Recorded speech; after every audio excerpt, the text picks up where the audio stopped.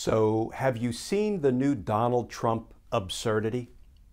He's now saying that he will be reinstalled as president in August. Well, first of all, no, he won't. And second, let's talk about why Donald Trump is now spitting out this particular bit of nonsense. Because justice matters.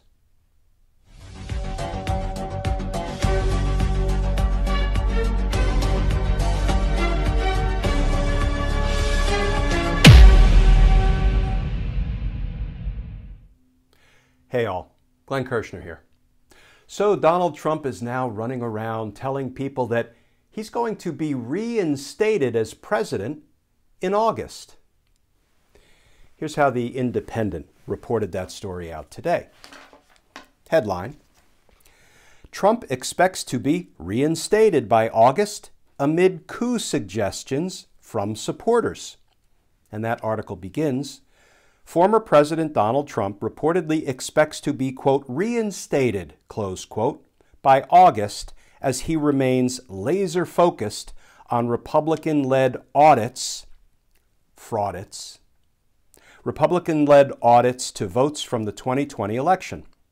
Despite no evidence of widespread fraud in the 2020 election, Mr. Trump is still pushing baseless election conspiracy theories, claiming the election was stolen from him. Okay, so why is Donald Fraud now spouting out this bit of nonsense? Well, it's part grift, right? Because he continues to tell his gullible base, send me money, keep the money flowing, because you know what? I'm going to be reinstated as president soon. It's also part public relations posturing, because Donald Trump knows full well he's about to be indicted, probably by New York State first. But he wants to retain the ability to argue, the only reason I'm being indicted is because I was about to be reinstated as president. So that proves this whole thing is a political witch hunt. Now, folks, I have maintained that Donald Trump is a federal problem and we need a federal solution. I mean, it's great that New York State is on the road to indicting Donald Trump, and they may be the first one out of the chute to actually drop an indictment on Trump's head.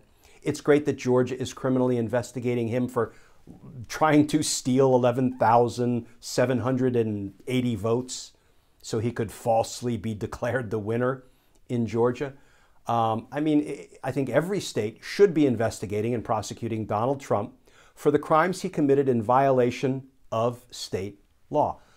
But Donald Trump was president of the United States. He was a federal problem, and we need a federal solution. And that means we need the Department of Justice to tackle, to take on, to criminally charge Donald Trump for his many federal crimes, his crimes against the people of the United States. Now, I know that we get frustrated and we get concerned by everything we hear coming out of the Department of Justice. And what we try to do is take the temperature of the Department of Justice every time some new piece of news breaks in any case that DOJ is involved in. For example, when we heard that the Department of Justice was going to appeal in part Judge Amy Berman Jackson's order releasing a memo that Bill Barr lied about, that he tried to use as cover to lie about the Mueller report, we were, I think, rightly concerned because, well, it feels like a transparency problem. Why aren't they just releasing the memo? Are they trying to cover up Bill Barr's misconduct? Are they trying to cover up Donald Trump's crimes? And I did a fairly lengthy video giving you my opinion from my 30 years as a federal prosecutor about what was really going on there. It wasn't an attempt to hide anything from the American people. It was an attempt to cover up misconduct by the prior administration. It really was an attempt to protect and preserve the deliberative process privilege, which the Department of Justice is going to need to have moving forward. Now, I can argue both sides of it, and I understand why people would view it with skepticism.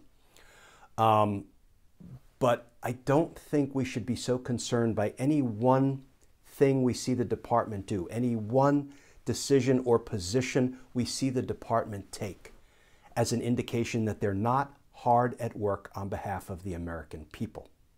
More recently, when we saw the Department of Justice weigh into the lawsuit that was brought for the clearing of the protesters from Lafayette Square, saying that the Department of Justice urges the court to dismiss that case for a number of reasons.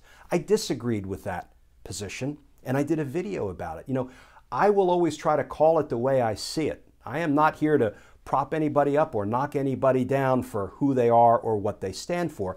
I try to look at each and every position the department takes and assess whether it's supportable, whether it's viable, whether it's right, fair, and just.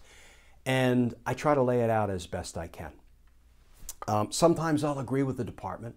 Sometimes I'll disagree with the department. Sometimes I'll applaud them. Sometimes I'll criticize the Department of Justice. But here is what I hold fast to, and here is what I believe to my core, folks.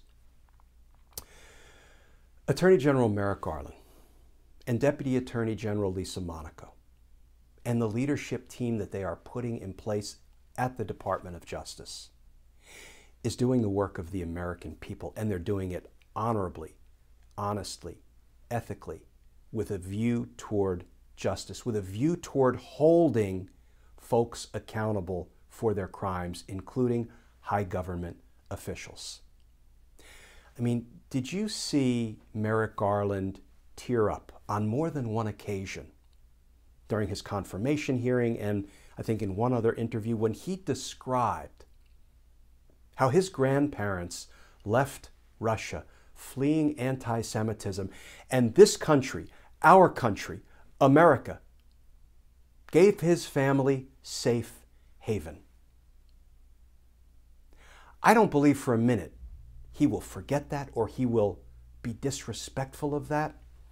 I do not believe for a minute that he will let Donald Trump bring an end to our democracy. I don't believe for a minute he will let the Republicans in Congress bring an end to the American experiment.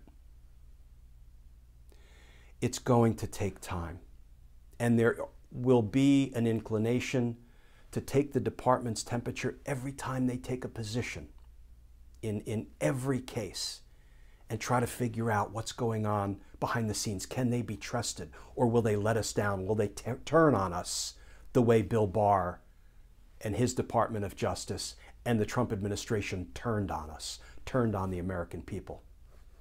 I don't believe for a minute that they will. I believe every day they're moving us in the direction of justice. And I know, and I believe they know, that justice matters.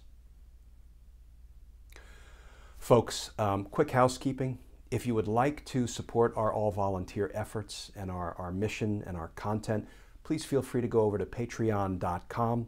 You can sign up to become a patron, and if you do, I'll send you some Team Justice stickers and a personal handwritten note of thanks. But as always, please stay safe, please stay tuned, and I look forward to talking with you all again tomorrow.